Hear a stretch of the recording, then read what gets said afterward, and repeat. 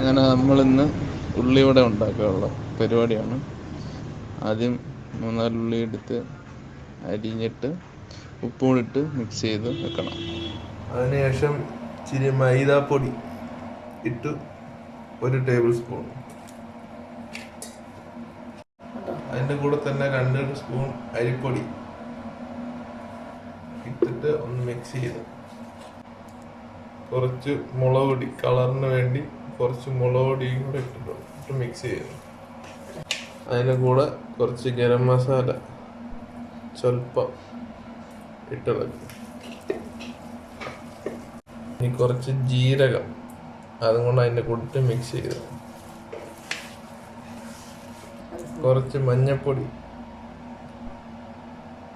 നമ്മുടെ ആവശ്യത്തിന് ഇട്ട് മിക്സ് ചെയ്യുന്നു.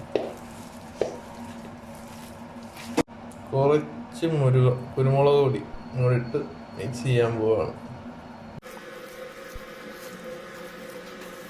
കുറച്ച് ഇഞ്ചി, പച്ചമുളക്, കരിയാപ്പില, ഇതാണ് 3 കൂടെ ഇതിനകത്തിട്ട് മിക്സ് ചെയ്യാം.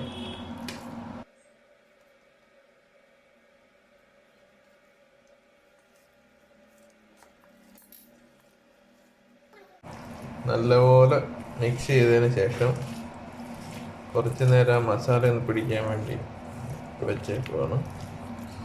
അത് കഴിഞ്ഞു എണ്ണ ചൂടാക്കാൻ പാത്രം വെച്ചിട്ട് ആ ചൂടാവുന്ന സമയം വരെ അതവിടെ സെറ്റായിട്ടിരിക്കട്ടെ. ഞങ്ങളിനി അടുത്ത എണ്ണ പാത്രത്തിലോട്ട് ചൂടാക്കാൻ വേണ്ടി വെക്കുന്നു. എണ്ണ ഒഴിച്ച് എണ്ണ ഇങ്ങനെ തിളച്ച് വന്നു. ഇപ്പം അടുത്ത് ഇടാൻ പോവുകയാണ്. ചെറുതിയ ഒരു ഉരുള പോലെ ആക്കിയിട്ട്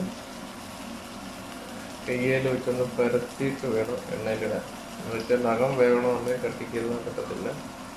പിന്നെ അത് കൈ കൊള്ളാതിരിക്കാൻ വേണ്ടി ഇങ്ങനെ കയ്യിലാക്കിയിട്ടാണ് പറ്റുന്നത്.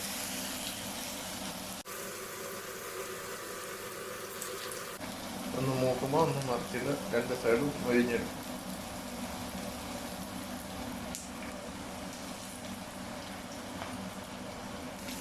അങ്ങനെ ആദ്യം ഇട്ടാൽ നമ്മൾ ഈ ഒരു മരുവാകുമ്പോൾ